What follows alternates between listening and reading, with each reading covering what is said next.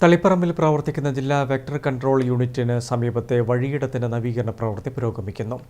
തളിപ്പറമ്പ് നഗരസഭയുടെ വാർഷിക പദ്ധതിയിൽ ഉൾപ്പെടുത്തി 5 ലക്ഷം രൂപ ചെലവിട്ടാണ് വഴിയിടം നവീകരിക്കുന്നത്. കോവിഡ് വ്യാപനത്തിനു മുൻപ് ഉപയോഗിച്ച ജില്ലാ വെക്ടർ കൺട്രോൾ യൂണിറ്റിന് സമീപത്തെ വഴിയിടം ഏറെക്കാലമായി ശോചനീയാവസ്ഥയിലായിരുന്നു.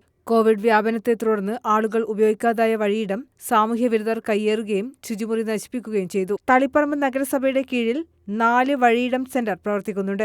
അതിൽ രാജരാജേശ്വര ക്ഷേത്രത്തിന് സമീപത്തുള്ളതും തൃച്ചംബരത്തുള്ളതും കുറ്റിക്കോലിലുള്ളതുമാണ് നല്ല നിലയിൽ പ്രവർത്തിക്കുന്നത്. തളിപ്പറമ്പിലുള്ള വഴിയിടത്തിൽ വൈദ്യുതിയും വെള്ളത്തിന്റെ കണക്ഷൻ ഇല്ലാത്തതുമാണ് പൊതുജനങ്ങൾക്കായി തുറന്നുകൊടുക്കുന്നതിന് പ്രധാന തടസ്സം. ഇവിടെയുള്ള വഴിയിടത്തിന്റെ നവീകരണം പുരോഗമിക്കുകയാണ്. കഴിഞ്ഞ ദിവസം വൈദ്യുതി കണക്ഷൻ ലഭിച്ചു. അടുത്ത ദിവസം വാട്ടർ കണക്ഷൻ ലഭിക്കുന്നതോടുകൂടി ജനുവരിയിൽ തന്നെ നവീകരണം പൂർത്തിയാക്കി പൊതുജനങ്ങൾക്ക് തുറന്നുകൊടുക്കുമെന്ന് ആരോഗ്യ സ്റ്റാൻഡിംഗ് കമ്മിറ്റി ചെയർപേഴ്സൺ നബീസ ബീവി പറഞ്ഞു. ടോയ്ലറ്റ് മെയിൻ്റെനൻസ് വർക്ക് ചെയ്യാൻ വേണ്ടിയിട്ടാണ്.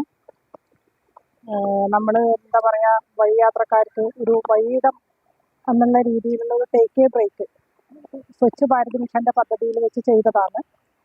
ഇപ്പം കൊറോണയ്ക്ക് ശേഷം നമ്മളത് ഉപയോഗിക്കുന്നില്ല.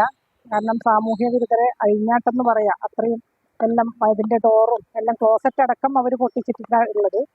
അപ്പോൾ നമ്മളിനി അടുത്ത് തന്നെ അതിൻ്റെ ഒരു KSEBിൻ്റെ കറണ്ട് കണക്ഷൻ കിട്ടി. ഇനി വാട്ടർ കണക്ഷൻ നമ്മൾ അടുത്ത് ഈ മാസം തന്നെ അത് ഓക്കെ ആവും. പിന്നെ ഉള്ളത് കുറച്ച് മെയിൻ്റെനൻസ് വർക്കാണ്. അതിന് നമ്മൾ പ്രോജക്റ്റിൽ 5 ലക്ഷം രൂപ വകയിരുത്തിയിട്ടുണ്ട്. അടുത്ത് തന്നെ ഈ മാസം തന്നെ ജനുവരിയോടുകൂടി എന്തായാലും ഇതിൻ്റെ മുഴുവൻ പണിയും തീർക്കുന്നതായിരിക്കും. News bureau, Taliparamba.